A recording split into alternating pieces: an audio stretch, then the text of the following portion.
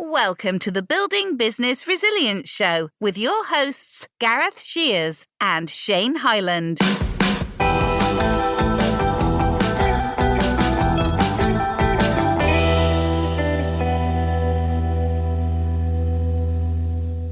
This is a podcast from the founders of Sanctuary Financial Planning, which helps business owners and social influencers achieve financial independence. Gareth and Shane are two passionate financial advisors on a mission to seek out new ideas, tips, and tricks to help you take control of your finances and run better businesses. Their aim is simple: to ensure their clients have a well-constructed financial plan without becoming distracted from their busy lives or businesses, allowing them to live for today, knowing that tomorrow is taken care of without the fear of ever running out of money. Nothing outrageous, just clear, simple, solid financial solutions. In the show, they delve into the true goals and aspirations of their guests, revealing what makes them tick, along with a little humour thrown in for good measure.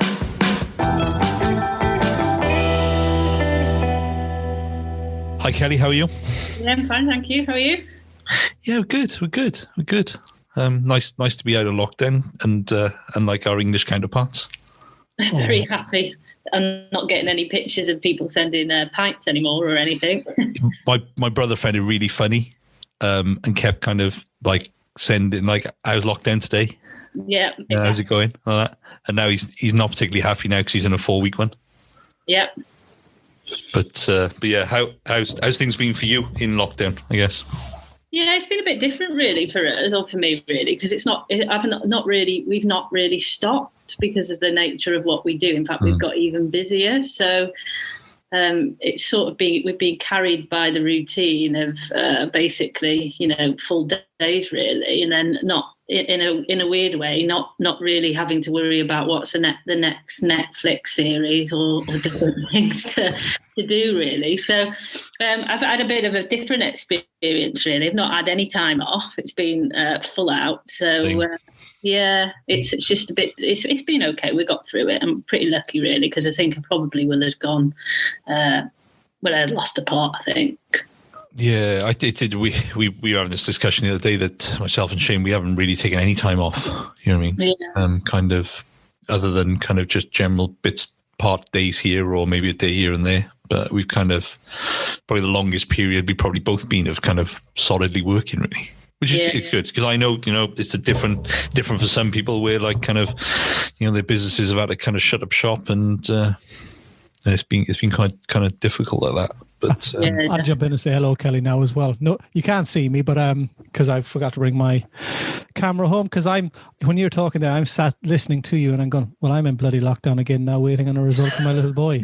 The ever evolving or the circular life of going, COVID testing, clear, stay at home, and we are now in our house on day 4 of waiting for results, and we have no milk, no bread, no butter, no yogurts. We're literally at the stage of going, right, we need to be told today. Because you can't go out, can you? I've got to think of that. And you can't get a delivery slot now either. Well, it's delivery slot tomorrow night is coming. Oh, yeah. But it's... Do you want some milk? I'll drop some down. At the moment, it is looking like some leftover pasta, waffles, and Maltesers. I don't know how you can combine that for a dinner. Sure. You can definitely do something with the waffles and the Maltesers. It's like ready, steady cook, isn't it? Yeah, that you could definitely do something with that. Not a bad idea. So I guess Kelly, founder of the Goodwash Company, former pro footballer. That's right, isn't it? Yeah, that's correct. Okay, tell us about the Goodwash Company. Yeah, so the Goodwash Company is a luxury wash and lifestyle brand created in Wales, initially in Barry, and we're on a mission to change the world one wash at a time. So we do anything from hand wash to body wash to foot gels for your feet, but they're all all natural, all made from the finest natural ingredients. They're vegan, and they're approved for both animal and human use. So if you did fancy having a shower with your dog, which I once thought was bonking mad, but apparently is quite common actually, then you can do, really. And then we just use the profit, we reinvest all the profit back into doing good ourselves or funding projects that improve the lives of animals and people. So does the shampoo or the shower gel that you use when you're in having the shower with your dog, do you use the dog's shower gel, or do you use on both of you, or do you use your shower gel on both you and the dog? Well, it's a funny one, really, and I think this is probably a question we need to really ask on social media, thinking about it, because you can't. The dogs have their own woof wash, which purely are. You can wash the dog in on its own. However, it's got a tea tree smell. So what we found is a lot of males like that scent, so they use it themselves. Yeah. We were told quite often by a lady that she goes around school telling everybody to wash the kids in the woof wash because it's got tea tree and it keeps nits away. Or you know, some people have used the sports wash on themselves and their dogs. So it's actually probably down to fragrance, really. But you know, I can see people in the middle of summer, or even those hardened people in the middle of winter, going out, you know, and just jumping into a lake or something like that and bring their dog in and just washing themselves in the lake with the dog, and the dog gets out and kind of shakes. I'm struggling now with this mental image of you're in your shower and all of a sudden, you know, you've washed the dog and the dog gets out and just shakes everywhere and destroys your bathroom and then runs off, and you're going, I'm not finished yet. It's all. Yeah. I mean, I think when it comes to the showers, I think it's the little dogs that get the benefit of that. Yeah. What, not a 50-kilo black lab. Yeah.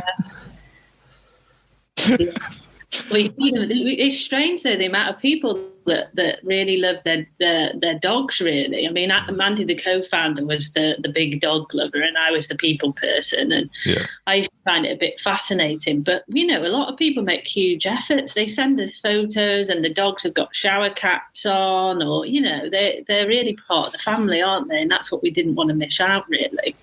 I presume if you're a bit different and you're niching into a specific area, such as you say, being vegan or sourcing it from a specific area, or as you say, the dog stuff, it sets you apart from everybody else. So you are reducing your the community you can go to, but there are going to be those communities who absolutely love doing something like that with their dogs and stuff. So you're catering for a specific group that is probably not being catered for already.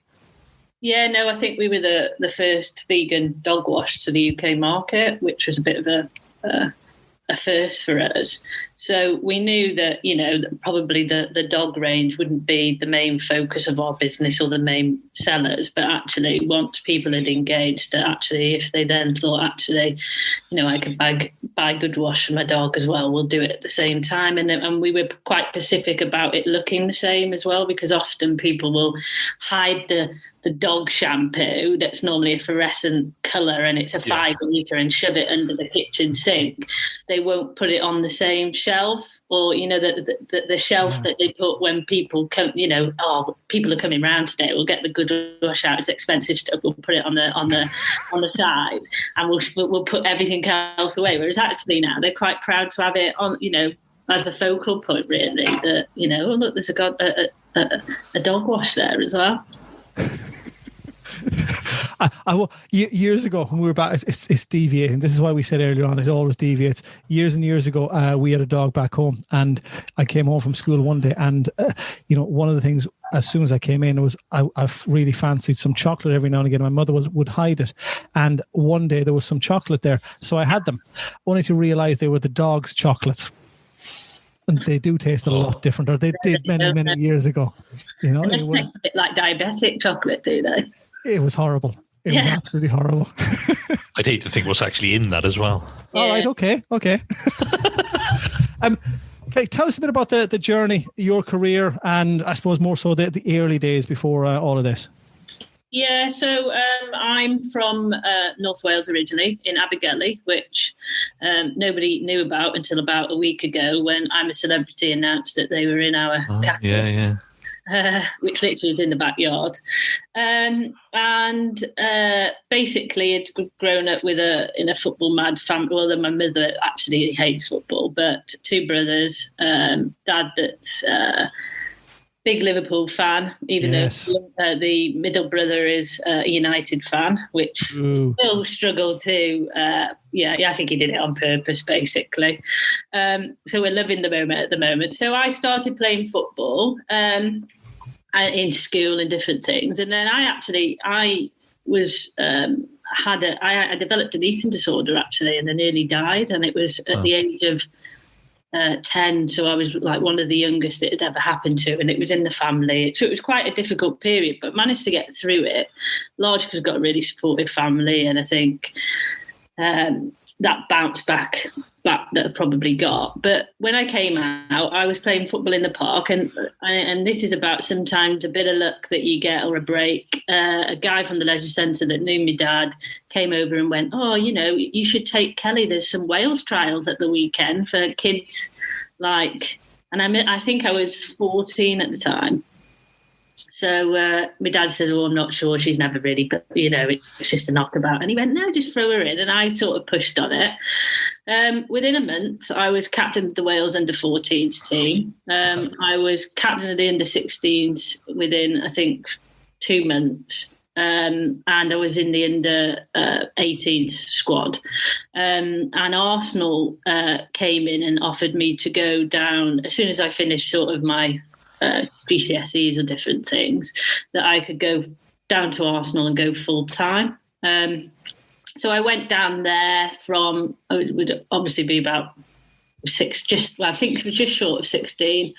Went down there, did 2 years, all my education, got to a stage where I was offered another 3 years and do my education at the same time. But I actually said, I want to go to Loughborough University. They do a marketing and a business sort of course, and everybody was like, why would you do that? Because you can't train every day there, and even though it's like the sports place, they haven't got the football really set up and different things. And I was like, well, actually, I'm looking at a career after I finish, really. And everybody was like, oh, it's all right, just write a letter to Karen Brady and I'm sure you'll get a job at some point. And it was like, well, I'm not sure it's quite that easy. So cut a long story short, and I'm saying this because it's all relevant, I went to Loughborough and it came to dissertation, and I was offered whether to do the football trials for the FIFA World Cup as a dissertation or look into development aid of why FIFA gives money to Africa. And it was the latter one that really interested me. And in the summer, I got approached by Charlton Athletic, and they said, actually, you could, would you consider coming to us? And I was like, I'm not sure yet, the football's not there. And they said, why don't you come out to South Africa with us for 2 weeks for British Airways and the Metropolitan Police of London? And we've got a big sort of project going with the commercial team, so you can see that side and also the community side. Because I was like, I don't want to be a coach or a physio or the traditional. I want to do the business side, and it was a gap in the market, really. So I went to South Africa, had the absolute eye-opening experience that people have. I could not get. We were in the townships. I could not get over how 12 people were living in a tin shack. They had major issues with knife crime and, basically young children being assaulted. It was quite... But whatever happened, when you stuck a football in the middle of it, they just instantly engaged, and it was like there was no... And a little girl was playing once, and she was playing on, like the old gravel that you used to always avoid when you were a kid. Yes. If you fell on the floor, you were like, and she fell on the floor and she bounced up so quickly and carried on playing. I was like, right, there's something in the power of football. So I came back and I was like, right, what's the next step? Did some research, and there was an MBA in football industries at Liverpool University. And I thought, that's for me, that's definitely the one I want to go on. This will help me get into the football industry and I'll get some. And they went to me, nope, you're too young. This is a closed shop for football CEOs in the Premier League, European leagues, everything like that. And you come back in a few years' time and you got a bit more experience. And I was like, no, I'm not having this. I said, like, I've been involved in business because my dad had run a packaging company for years. And I was like, I know that. And I've been involved in football and I'm pretty confident I've got a football brain. I'm going to push on this. So I looked on the list and I was like, who do, that 3 people rule of, knowing somebody that knows somebody. Yeah, and lo and behold, Laura McAllister, who played for Wales, was one of the professors at the university, and I went to her and I went, you've got to make sure I get on this. And I'm still the youngest by 16 years. Wow. And when I was doing it, I did a dissertation on the viability of a commercial department. I saw a gap in the market again and said, right, I'm going to teach young people that have fallen as the wayside. Either they've been released from professional clubs, or they're out in the communities, everybody's written them off. I'm going to take those people and I'm going to teach them how to run football clubs that are also the focal point of the community and all of this. And everybody laughed at me. It was like, you're off your trolley here. Launched it in North Wales. We took over Colwyn Bay Football Club. They were in three leagues down from the conference. They were in a debt of 89 grand. It was excuse my language, it was a bit of a shithole. We opened it up 7 days a week. We got back-to-back promotions into the conference. It turned over a huge amount, and it was being run by young kids that have actually maybe had a previous past with being an ex-offender or different things. And people started to think, actually, what's this young professional footballer this girl that used to play football sort of doing this? And it got a bit of attention. And we basically scaled it over a 10-year period. And I stopped playing football because I just couldn't cope with doing it, which shocked everybody, really. I thought I'd take a bit of a break. We took it to 16 European countries. India, we launched a computer game called Football CEO in San Francisco with Deloitte. And to be honest, I was on the tube in London one day. I just thought, I'm not happy. We had a £3 million project with the Football Association of Ireland. We had money in the bank. I was if you wanted to be that social entrepreneur that could earn the market rate and things like that, but do good. I had it all, and I just wasn't happy. And I just thought, actually, maybe I need to take a step back here and think about what I do with my next move, really. And I'd probably, if I'm being honest, I had burnt out. I just basically sat on the tube, looked up, and there was Dubai, go to Dubai. And I literally booked it the next day. Wow. So I went, and that's the early life story, really. And it brought me to bumping into the co-founder, Mandy. And I can tell you that story of how the Goodwash came about. It's quite funny, but that's the early days. So what age were you when you were on the tube and went, oh, to hell with all this? 32. What had you only just decided to stop playing, or had you retired earlier than that? No. So when I started the viability journey, so I retired from football at 23, and I had no reason, I think. I just started the company, and it took over really quickly. And if I'm being honest, I'd signed for Liverpool, and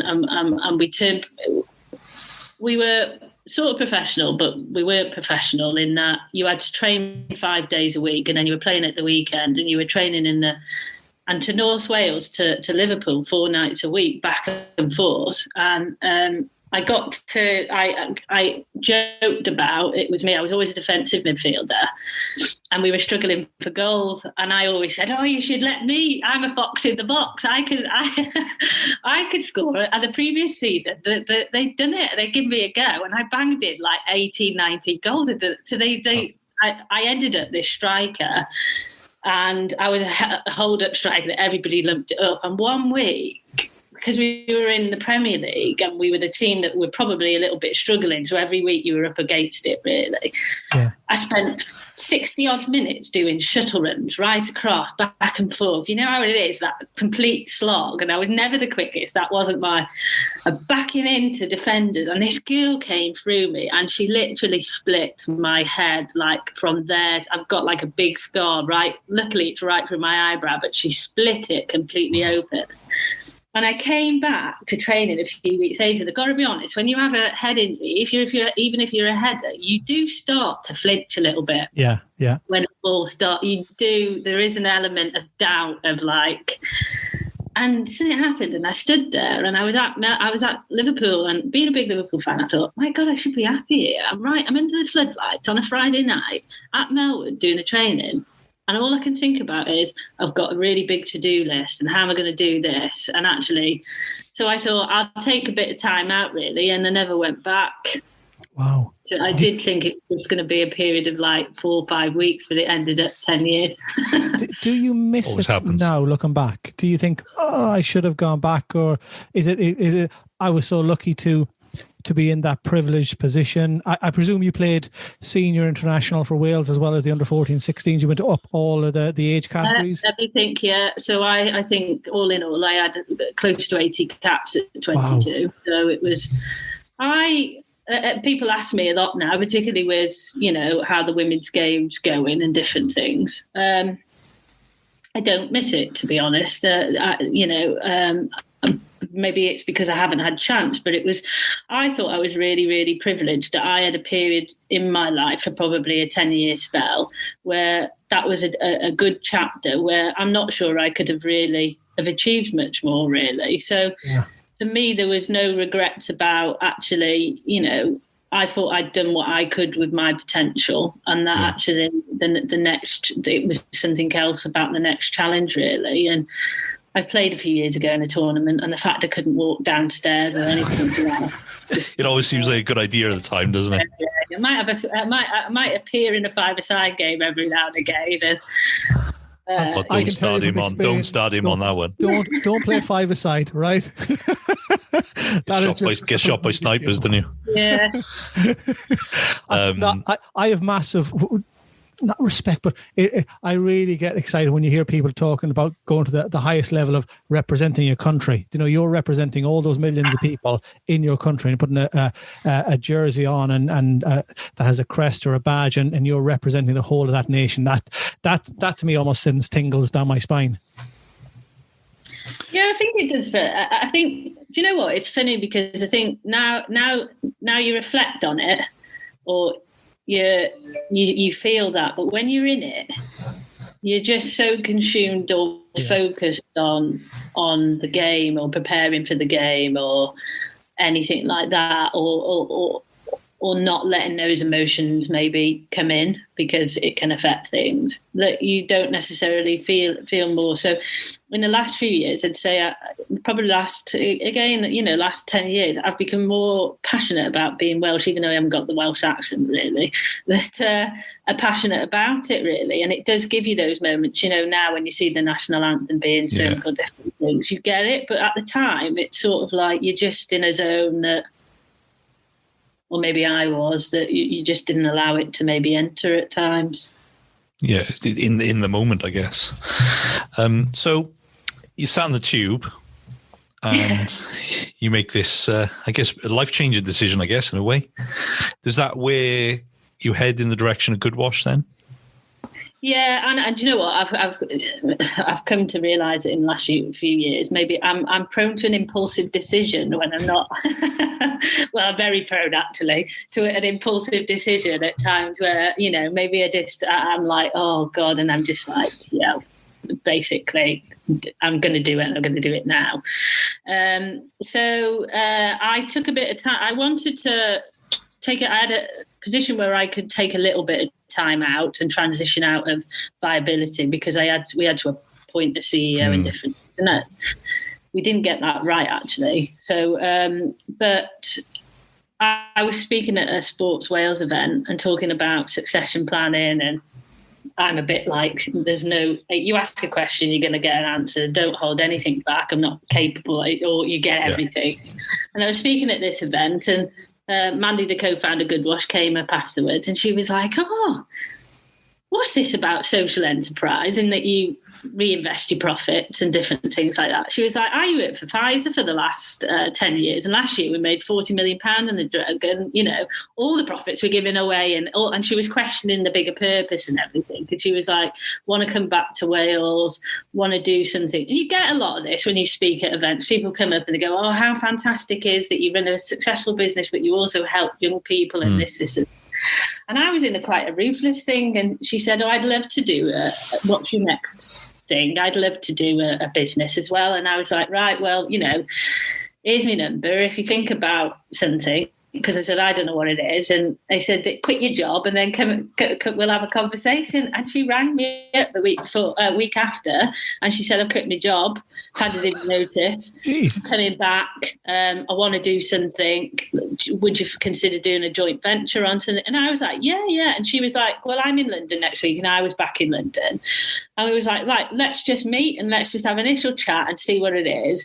And it needs to be in a cocktail bar, because we're really thinking we're just, that's how we do meetings, sort of thing. And we went to London. We met in St. Paul's, because I knew there was a cocktail bar on the top. And as we were going into St. Paul's, they were filming for first dates. Now, I am the biggest thing for me to relax is to watch all of the reality TV. I watch Love Island, Only Way is Essex, everybody's like, oh my God, I can't believe it. I watch it all. And they were filming for the First Dates restaurant. And I was like, oh my God, they're filming for the First Dates restaurant there. And basically, Mandy, who's a bit of a smoozer and all, she went, come on, we'll go in there, bar there. And so we had 4 pina coladas, and we came up with, we wanted a business that did good, but we wanted it to sell an everyday product that people could buy to create this sense of spending your pound better. And I'd always said that it needs to be an everyday something. And we went through wine and things like this. And in the end, we were like, well, what do you do every day? Or you have a wash? You have a good wash? And literally, no jokes, that's how we came up with the Goodwash Company. We wanted it, and Mandy was very much like, it needs to be high end, and because the everyday market's quite crowded, and it needs to be Welsh and everything like this. And we literally scribbled it on a piece of paper, which Mandy's got, and it's got the receipt on for all the pina coladas that we had, I think, underestimating for. And on the back of it is the logo that we just had a go of, and we took it to a designer, and he made it, Justin, who's still on board with us. And we said, right, we're going to give this a go, really. And I think this was in September. And we thought we've got to create a product and just launch it. So being us, we took it to the biggest vegan festival to launch in the UK. And it just went from there, really. Wow. And the initial concept, the initial logo, the initial name, just click, bang, don't even give it any more thought, just go with it. My brain is a bit muzzy with all the alcohol, but it sounds actually quite good. Let's run with this. Let's not even discuss it any further. Go to the bar, get 2 more drinks. It's done. Yeah, literally. And I think, when everybody thinks about it, I think some of that's the appeal is that we don't like being put in boxes, or we're quite, if somebody says you can't do this, it's like, you've got that. Both of us have got that. Well, you can do this. And that was it, really. And people are going to be completely honest. People pushed back straight away. They went, you can't have a luxury product and do charitable good in the same sentence. And it was like, well, actually you can. Yeah. So we'll be wrong on that one. They also said get rid of the Welsh on the bottle, because there'll only be Welsh people that will want to buy it. So it was like, well, okay. A lot of people buy Loctane or different things, don't they? So we had quite a few pushbacks. So I think, one of the things that stood us in real good test is that we live and breathe the brand. So it is us. It's, it is a lifestyle bit. So we do like the surfing and the nice food and things like that. And it's very authentic, and we don't have any, I think people have bought into the realness of it and how it's, and definitely there's a lot of people that know a lot of Welsh people around the world, or having a partner that used to be, or a family member, and they just that's in fact I think it's distinguished us from the market. I think a story like that does kind of, does help with things like that, and the authenticity of it, isn't it? And I guess for you, it's proving people wrong a little bit as well. Yeah, always. Yeah, I think we've always had that. I think you always get that probably from an early stage, really, of like, oh, your girl shouldn't play football. Well, actually, yeah. So I think it's built into you. So sometimes,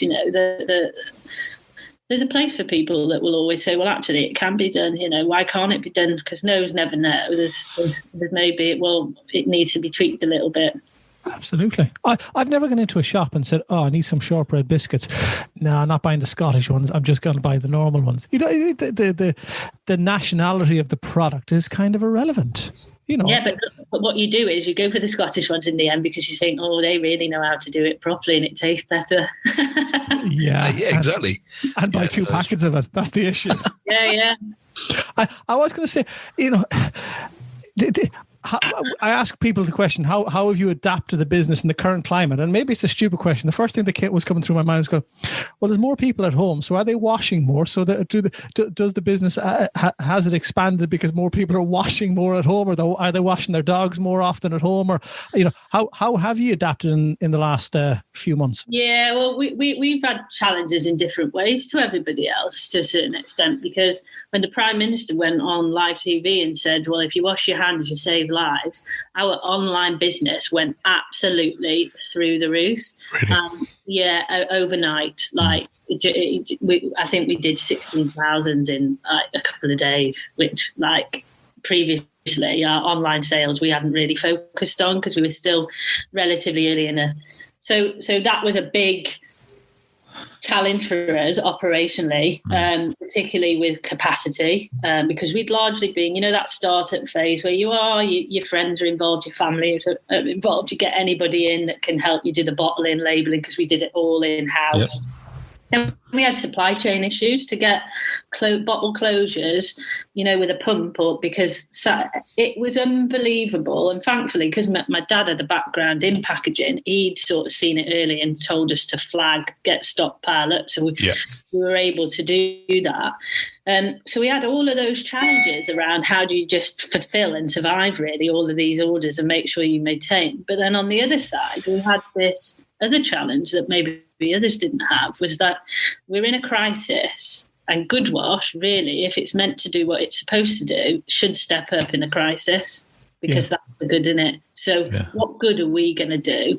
And we thought, and I tend to lead on the social stuff just because of my background. It was like, well, what can we do? And we thought, well, there's actually, when there's frontline workers like NHS and different things, at the moment, when they're finishing a night shift, they go into the supermarket shelf and they can't buy Handwash for love or money. So we need to something there. They've also had a really hard day, and they've probably seen some, pretty shit things, really. Yeah. And they might not just want to have a shower. They might want to get in that shower and think, oh, I've used the luxury products. It gives you that, that when you use something that's of high quality or smells nice, it just takes you down a little bit and re-level. So we thought we wanted to do that. And then we also thought there's loads of people out in the community that can't necessarily afford to do the washing that they need to do at the moment. So we decided to basically launch wash packs and give them out and donate them via food banks or the hospitals that Mandy Newfieworth are on. And we stopped counting at 10,500. Wow. Wow, that's good effort. That's good. So, so people and I think that was quite a turning point for the company. And I think it's probably the reasons why we've won a lot of the awards we have recently. But I think it was actually people could see what Goodwash did, and then could see actually it steps in a crisis, it does this. Oh, and by the way, all the other products do different things as well. So the dog wash helps rescue dogs. The beard oil helps men's mental health problem. So are they motivations for the business, or are they personal motivations for you guys that come through you, that are pushed through the business, that gives you the motivation to continue on? Yeah, no. Well, I am a social entrepreneur. I'm on the bus, so it's sort of everything's got to be done, first and foremost in the right way. It's perfectly fine. People often say, "Oh, you can't make profit," and it's like, well, hang a minute, you can make profit, and there's nothing wrong with that at all. Absolutely. There's not this dirty word, whether you're in the commercial world and whatever, or in social enterprise or businesses with purpose would probably be the way to say it. It's about how you do it, and it's not just about reinvesting any profits or anything. It's been really important for me to do things the right way, around how you deal with people, who your suppliers are, different things like that. And and there's been times when deals have been put on the table, and if it doesn't feel right, it's not, we walk away from it. And I probably do drive that, but that then. But if you're doing it right, it starts to influence other people without throwing it down. It's all very subtle. It's just how we operate. So nobody thinks it's being thrown down their necks or anything. It's just a choice. Or have you ever thought about? And that is one of the biggest. I was asked the other day. One of our proudest moments in recent times is that we're starting to influence behaviour. So people are starting, and it's not just. I've got some from friends that have launched beer companies and different things around. Always keep in with good people like that. Yeah, but there's been a movement going for 2 or 3 years around maybe founding social entrepreneurs that are doing this in a different way by launching commercial products that are on the high street or online. And it's no coincidence that people is starting to get a little bit of traction, and people are starting to think just on little things like, oh, if I buy that beer, does it do anything? Or if I buy that, what? Because it's not costing you anything else. You'd have to say, it's just that it's making a bit of a difference. And when people see that, like our customers, like, the high-end restaurants that we're in different celebrity restaurants, they're all now thinking, well, we bought from Goodwash and we get that. Is there another company like Goodwash that we could buy from in our supply chain? Because at the same time, we can tick our corporate social responsibility box. It's not actually doing, it's not costing us anything, or we've not got the best time. And it's probably better than sending a team out for a day into a local community just to paint a fence. There's more meaningful to, So I think what we're starting to see is that people are starting to think about that. Where can I spend my pound, and can I spend it more wisely? Is there a snowball effect that, as you say, if people are made aware of it, over time it'll get bigger and bigger and bigger, and then they realise that it's not just that one brand. There's a few different brands, and then they start looking at what if I buy this product against the other product. What's the difference in terms of they both do the same, they both cost the same amount of money, but what benefit is it to a local community or somebody who may not have as much money? Does my decision impact on them by going with product A or product B? Yeah, I think, well, that's what you want, but we could spend a whole hour talking about actually the market's got to prepare for this as well, because there isn't enough social brands out there that are of a high enough quality at the moment to give that choice to people. So at some point in Wales, and I sit on a board at the moment driving this, then we've got to start getting that pipeline through, and they've got to be quality products, because regardless of anything, a person buys on quality first, and actually the social bit is just the added bit. Yes. Added bit on top. They're buying for the quality of the product and the price, and then they'll play with the price depending if they see the other stuff, but they'll do that. And at the moment in Wales and in the UK, really, Scotland are a bit ahead of us, and we haven't got enough of this at the moment. And then there's also a danger that commercial people will come in, or big brands will come in and just say they do it, but they don't really, and then that will miss the message. So there's quite a lot of work over the next few years to really ramp this up so that it becomes a common thing. We're not there yet. It's just starting. The ball's starting to roll, and Goodwash is in a really good place to help with that. Superb. One of the questions I love asking is because we've had Olympic medalists, we've had international rugby players, we've had international sports coaches, conditioning coaches. What are you doing asking me then? Hey, you are one of the few that have represented your country. You're in an elite band against the 7 or 8 billion in the world, so you're in a very, very small proportion. Mental toughness in business is something that we've chatted to a lot, and this is why we started the podcast pre-COVID. But we say to people, when you're having your shit day, your tough day, how do you put on that happy face to staff members, customers, family? How do you park all of that and basically get on with it? Yeah. I think the first thing is you don't necessarily always have to do that because, often people are afraid to let people in or know about the days when, I'm having a really shit day, just leave me alone. Or don't come at me with loads of different things. I'm just in one of those spaces. And to be honest, I think I've always been like that, or known, whether it's because of my background, or known if I'm having a bad day, whether or not there are certain coping strategies I need to put in. And that could be, for me, it's always been, particularly through COVID and the stress, I have routines I plan and organise to where people think, it's a little bit of... So I put all of those things in because that's what I need, and I need the structure. Yeah. And then also I know that if I start the day really well, and that will be exercise, that will stand me. It will better stand me in a place where I can deal with anything that's thrown at me during the day. Because often, as much as you plan, you are going to get stuff thrown at you from left field, and you can lose that. I've been in situations where it's really stressed and people bombard you stuff, and you can start losing it. So you've got to put things in place that that's good for you around that. So I bought a Peloton bike, and I just thought, do you know what? I've been wanting one of these for years, and I'm just going to do it. And I don't, that impulsive moment where I just thought, I'll just go and spend that $2,000 on that bike. Yeah. It's not a normal thing.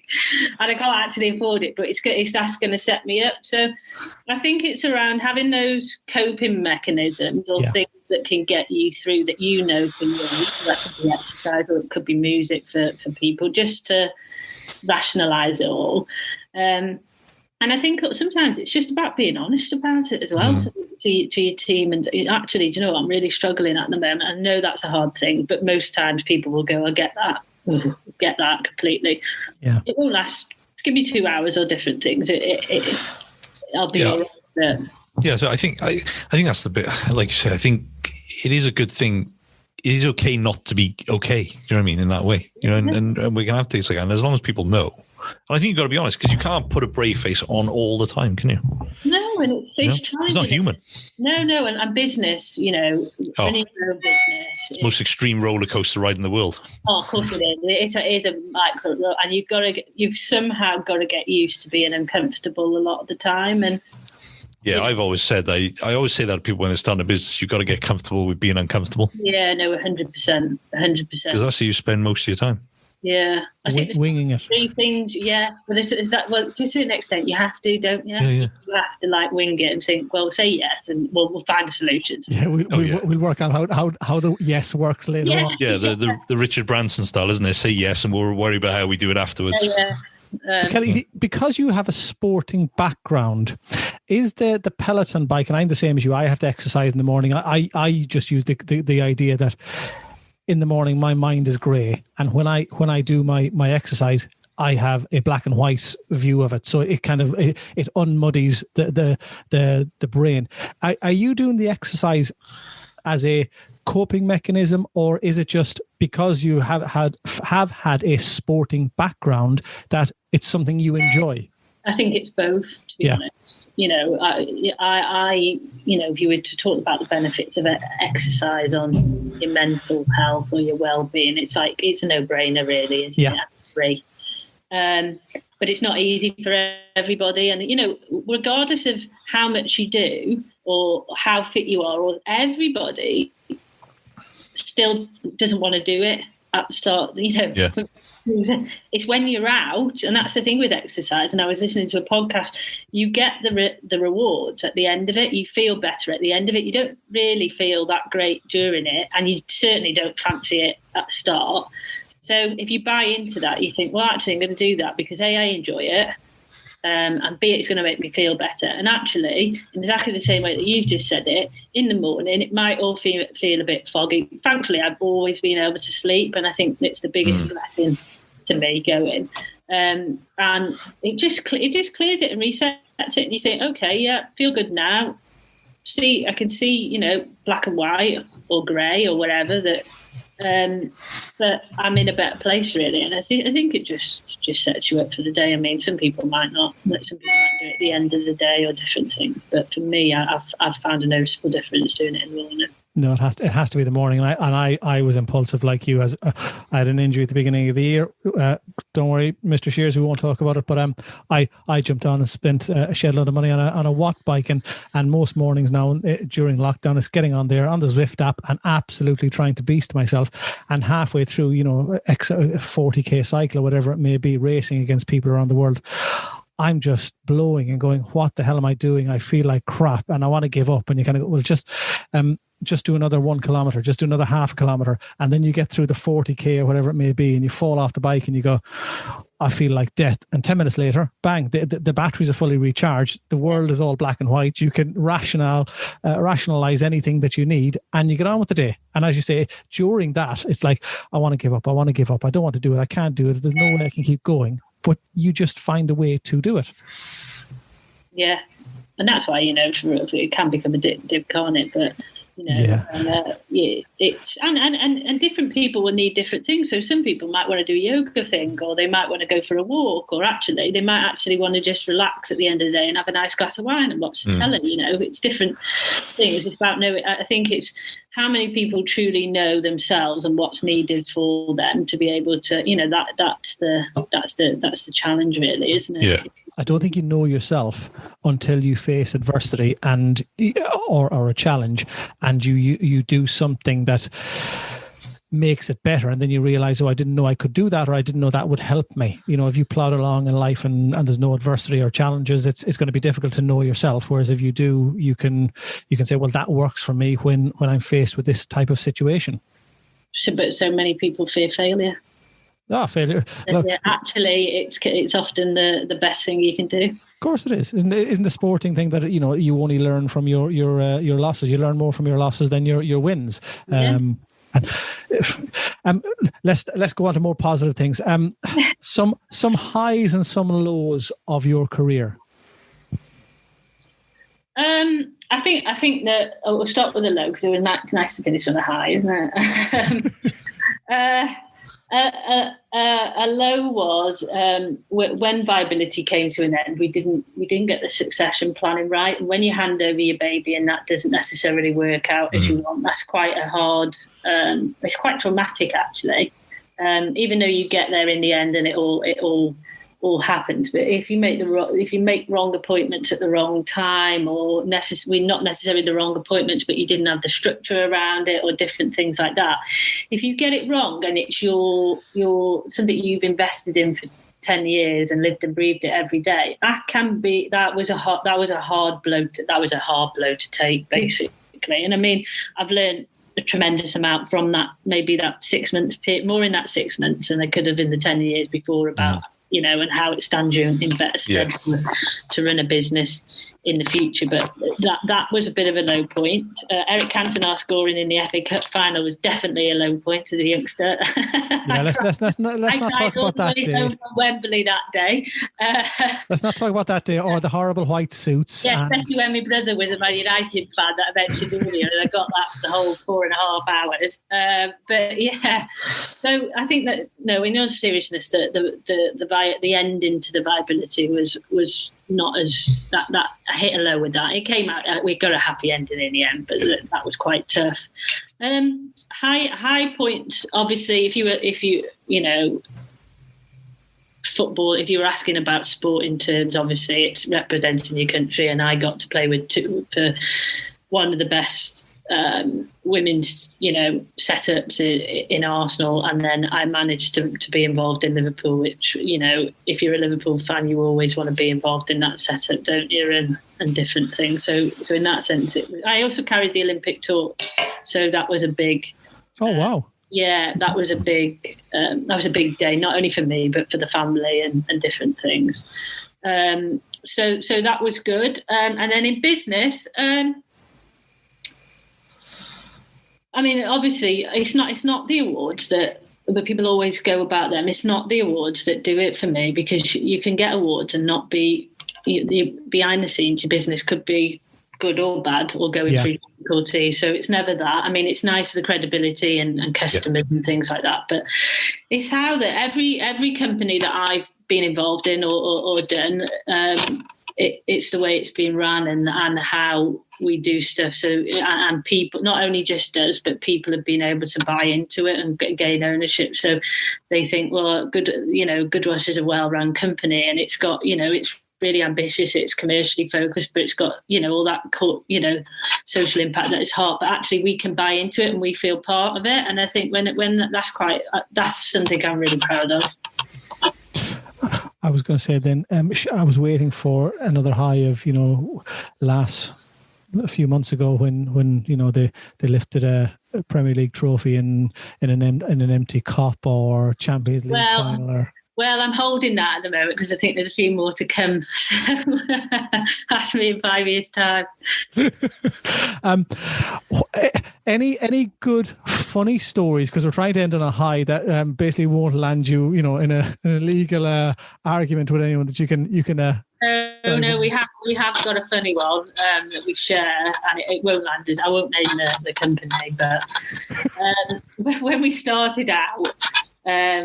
We launched our range of wash products, and then it was like, well, we've got to start with soap, really. And I thought, how hard can it be to make a bar of soap? And I always said that. And Mandy went out and she got a big contract with like a luxury, like the hotel that you wanted to be in, and they wanted like 300 bars of mini soaps, all individually stamped and everything like this. And this came in on like the Monday, and we had to like the Wednesday to do it. When you classically say, well, Mandy said yes. I've gone, what the fuck did you do that for?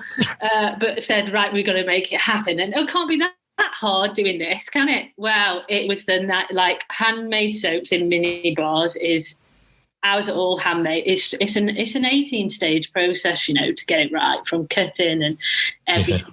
Down, and it was like, we've got to go and deliver this, and we want to hand deliver it because it's our first one, and we'll put it on social media and everything.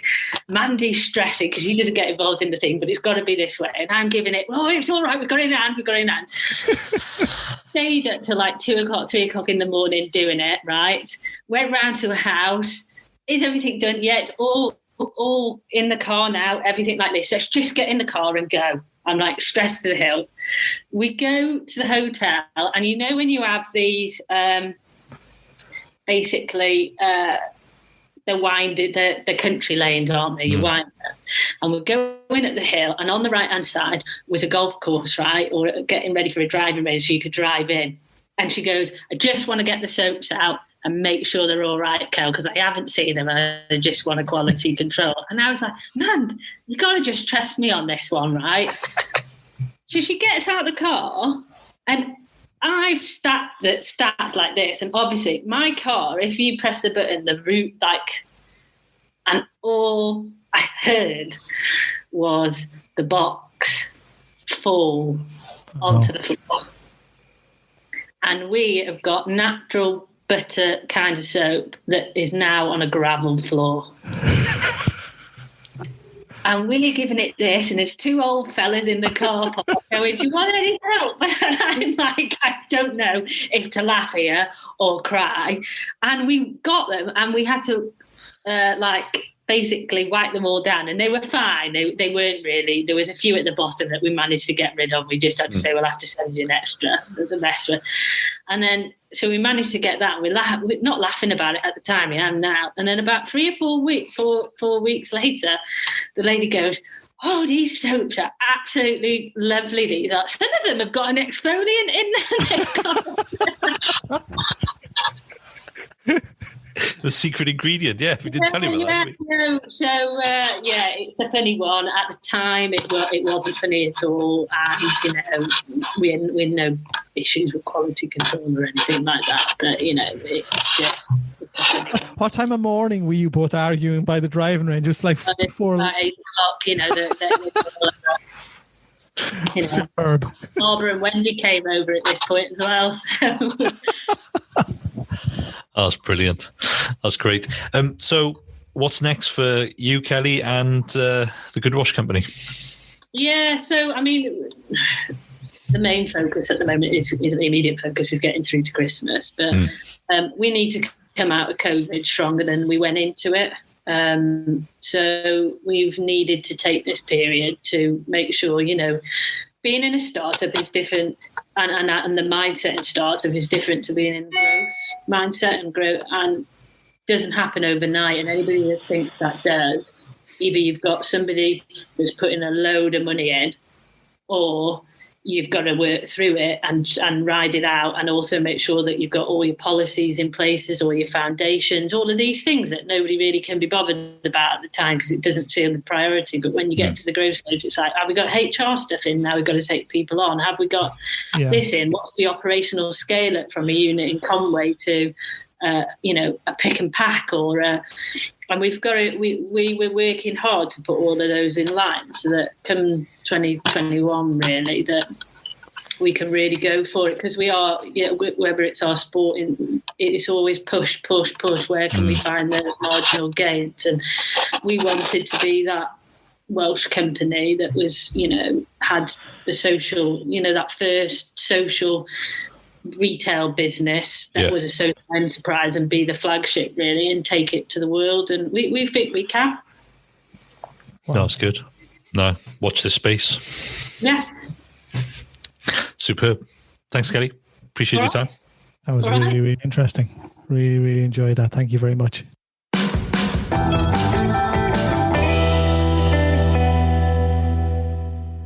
We hope you enjoyed that episode, as we love producing these shows for you all. The insights our guests provide are so inspiring and motivating. Head over to our website, www.sanfp.co.uk, or follow us on Instagram @The Financial Advisors to learn more about us, our journey, and how we help our clients. Don't forget to listen to our new series coming every Tuesday from 2021 onwards for a short insight into business, money, finance, aspirations, dreams, and planning.